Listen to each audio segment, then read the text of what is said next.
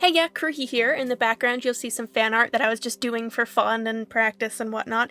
If you want to watch this video without my voiceover, please follow the card that should be popping up right about now.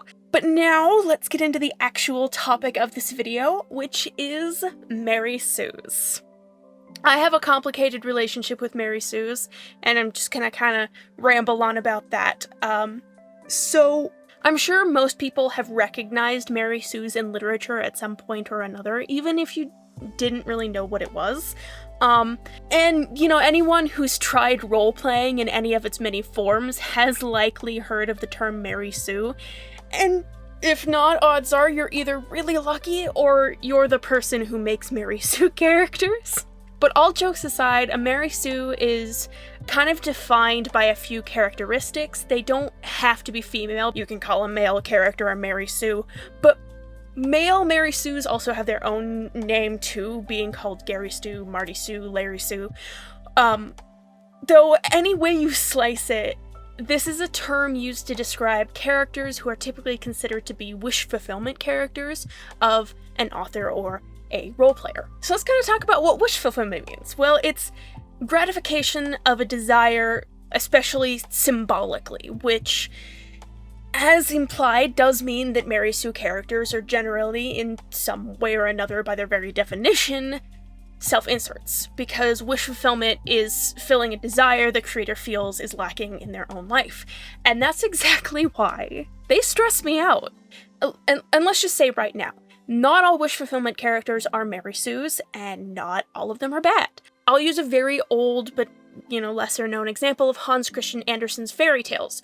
Many of the moral lessons learned through the fairy tales he wrote were based on his own desire to teach lessons to people who wronged him. That is, in my opinion, very much wish fulfillment territory, because so many of the characters were based around him, or were lessons he wished that people in his life or in high society, which he desperately wanted to be a part of, would learn. Or, a better known example, because not everyone is freakishly as obsessed with fairy tales as I am, Pepe Le Pew and Bugs Bunny have their, characteristic panache, which stems from the wish fulfillment of Chuck Jones's insecurity in his own romantic love life as a youth.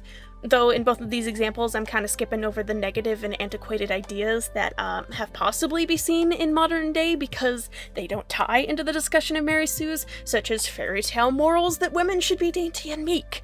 But if you want to leave a comment about any harmful effect of these characters, go right ahead. We're just not talking about it in this video. Wish fulfillment characters can be very well-rounded, balanced, and may even be characters that we all know and love. However, all thumbs are fingers and not all fingers are thumbs, which brings us to the secondary characteristics of what makes up a Mary Sue and why they are specifically so harmful in the context of roleplay. By their nature, Mary Sues kind of need to be fictional, because they have no or very few flaws to the point of being boring, but they're still beloved by all around them and can pretty much do no wrong. So example, let's say you have a group of 5 players sitting around a table playing some good old-fashioned D&D. And one of these players' character is a Mary Sue.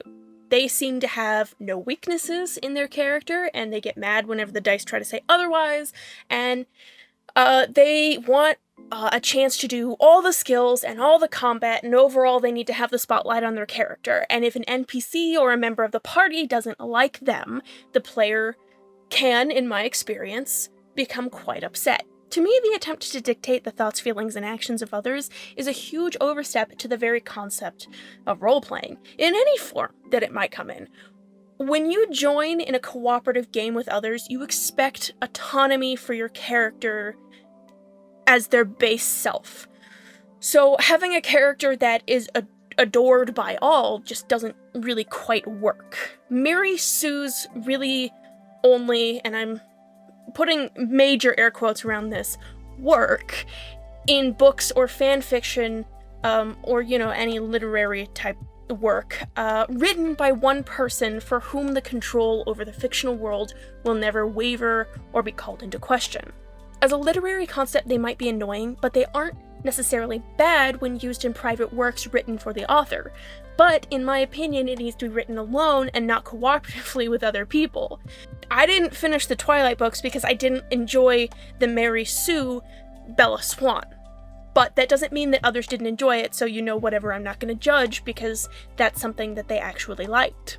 But while the idea of a Mary Stu or Gary Stu or whatever the heck you want to call them, trying to control the way that others see them just, by throwing a fit, does wig me out, it's not really the chief reason why I don't really care for these types of characters. Like I said before, it's the self-insert nature that does kind of get under my skin. The reason being that when someone makes a disruptive character that does something like derail the campaign by burning down the orphanage and murder hoboing the quest givers, as a player or as the DM, you can talk to them, the player, in a cordial way which leads to a resolution without any hurt feelings. However, this has not been my experience with Mary Sue's because they have inserted a piece of themselves into the character. Not liking the character that they made translates to not liking a part of them, meaning that, in my experience as a DM, at the very least it becomes a whole mess of hurt feelings and upset, even if, for the enjoyment of all players involved, it's necessary to say, hey, no, what you're trying to do here just isn't working.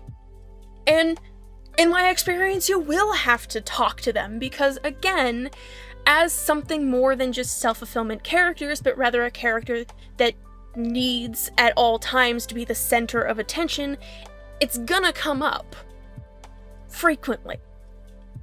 I always used to feel bad when I took on the role of a DM and had to say no to a character that just didn't fit the campaign or didn't make any sense or just leaned into being a badass rather than being within the loose confines of what I'd requested for player characters, only to have the player themselves get dejected.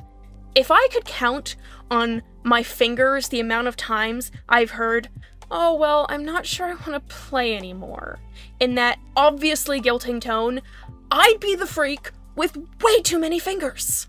And honestly, that feeling of being wigged out because I have to tell a player their magical girl character who beamed back into my mundane medieval game from the year 5872 boils down to the idea that Mary Sue's are self-fulfillment because they are so important to players.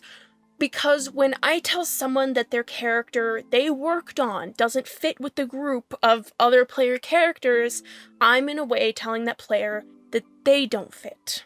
Which is never a good feeling. No one likes being forced into the role of bad guy. Or maybe they do, but I certainly don't. I don't want to have to tell someone they don't fit. But if they don't follow the guidelines for a world, it's not fair for other players who did if I were to let them continue, and it's not fair for me who takes on the role of having to write the story instead of getting to play. Not that I don't enjoy DMing, but nobody can say it's not a lot more work, and if they try, kiddo, you've never done it. And as a player myself, I don't really like feeling like, the supporting character to someone else's main character. We are all important when it comes to role-playing in a group, which is why we need to work together to make it an enjoyable experience and learn to share the spotlight.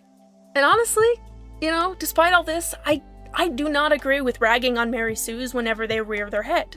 Anyone who's made a character before has more than likely at some point made a Mary Sue, even if it was when you were 5 years old and playing pretend in the backyard.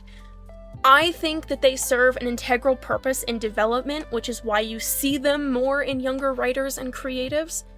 And telling someone that their character sucks is just kind of a nasty thing to do, even if it's true. A person can be truthful and shitty at the same time. But I don't know, I like to think that people make wish fulfillment characters for a reason. Maybe they have low self-esteem, or they made a beloved wealthy character because they are experiencing poor economic conditions while not feeling like they get the attention that they crave.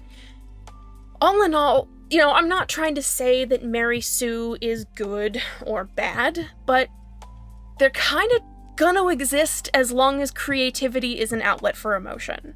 It's not always going to be fair, and it will at times put others in the awkward position of needing to speak up, which sucks, obviously, but it's kind of just how it is. And even if they can be frustrating at times, like in all things, it's probably better to come at a Mary Sue with an air of positivity, even when, like me, you have the bad news that they need to change in order to fit something like a game setting. Encouraging change through positivity tends to see better results in my experience. Like, telling Mary Sue writers that you love to see and expand on character flaws, or that their character growth is exciting and you'd love to see more in their work, instead of attacking the creation, nourish the creator. That's all about Mary Sue's from me. As always, this has been my opinion, but I would love to hear yours, and what's your view of the dreaded Mary Sue? If you'd like to share, please leave a comment, as I always enjoy hearing from you guys. Thank you all for watching. If you like this video, please give it a big ol' thumbs up, as it really helps my channel grow, and I will see you in the next video. Bye!